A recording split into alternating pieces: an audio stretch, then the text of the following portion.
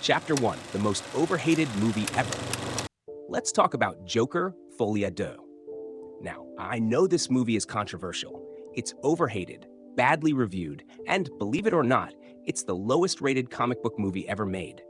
Yeah, even lower than those movies where the villain is literally an evil fog. Critics are all over this movie, calling it everything from pretentious to pointless. But you know what? Despite all that negativity, I love it, and I'm here to tell you why. Oh, but before we get into it, I have a confession to make. I was, smoking Zaza while watching this movie. And here's the kicker. Whenever I've tried watching a movie while high before, I've never been able to finish it. My brain just checks out. Suddenly, the plot feels boring and I'm staring at my phone instead. But with this movie, I was glued to the screen. It's like the Zaza enhanced my focus instead of derailing it. Chapter 2, a cinematic masterpiece. Let's start with the cinematography. Every frame of this movie feels like it could hang in an art gallery. The way the camera moves, the use of colors, and the lighting. It's like a masterclass in visual storytelling. There's this one scene where Arthur is dancing by himself, and it's hypnotic. It's raw, vulnerable, and kind of unsettling, but you can't look away. It's so beautifully crafted that I found myself pausing the movie just to soak in certain shots. Chapter 3, dancing into the musical chaos. Okay, let's talk about the musical numbers.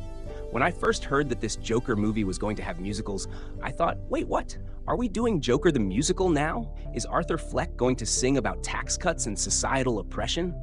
But once I saw it, I was blown away. The music isn't just there for show. It's an extension of Arthur's mind.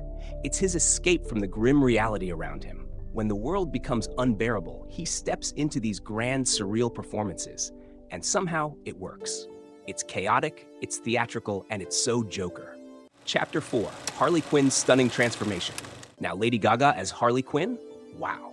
I'll admit, I was skeptical at first. I mean, Gaga's a powerhouse performer, but could she really capture Harley's madness and vulnerability? Turns out, yes. Absolutely yes. Her performance is layered, and her chemistry with Joaquin Phoenix? Electric. It's like watching two hurricanes collide. Unpredictable, destructive, but mesmerizing. Their dynamic is a storm you don't want to escape. Chapter 5, the heart of the Joker. Speaking of Phoenix, let me just say this. The man is a living legend. His portrayal of Arthur Fleck is heartbreaking. This isn't the criminal mastermind Joker we all know. This is a man who's been beaten down by life, who just wants to make people laugh. It's that simple, and yet it's so complex. You feel his pain, his longing, and even when he makes terrible choices, you kind of get it. Phoenix's performance doesn't just carry the movie, it elevates it. Chapter 6, themes that hit hard. What makes this movie stand out is its themes. It's about loneliness, the human need for connection, and the way society treats its most vulnerable. There's a moment where Arthur says, "I just want to make people laugh." It's such a pure, almost innocent desire, and yet it's met with cruelty and indifference. The movie doesn't justify his descent into madness, but it helps you understand it. Chapter 7, a love story in chaos.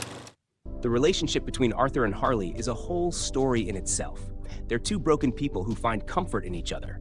But their love is a ticking time bomb. It's messy, it's toxic, and it's fascinating. Watching them is like watching that couple in public who are either laughing hysterically or arguing over whose turn it was to do the dishes. You know you shouldn't stare, but you can't help it. Chapter 8, breaking the comic book formula. What I admire most about Joker, Folie, is how it refuses to play by the rules. This isn't your typical comic book movie. No big explosions, no save-the-world stakes. It's personal, intimate, and deeply emotional. It's a character study wrapped in chaos. It dares to be different, and whether you like it or not, you have to respect that. Chapter 9, the final laugh. So yeah, call it overhated, call it misunderstood. I call it brilliant. Joker isn't for everyone, and that's okay. For me, it's one of the most unique and thought-provoking comic book movies ever made. And honestly, if a movie can keep me glued to the screen, even while I'm elevating my viewing experience, that's a win in my book. And that's it for today, folks. If you loved Joker Folie as much as I did, or even if you didn't, let me know in the comments. I'm ready to debate, defend, or just chat about this masterpiece. Don't forget to like, subscribe, and hit that bell icon so you never miss another deep dive into the wild world of cinema. Now, if you'll excuse me, I need to rewatch this movie. And yes, I'll probably be smoking Zaza again. See you in the next one.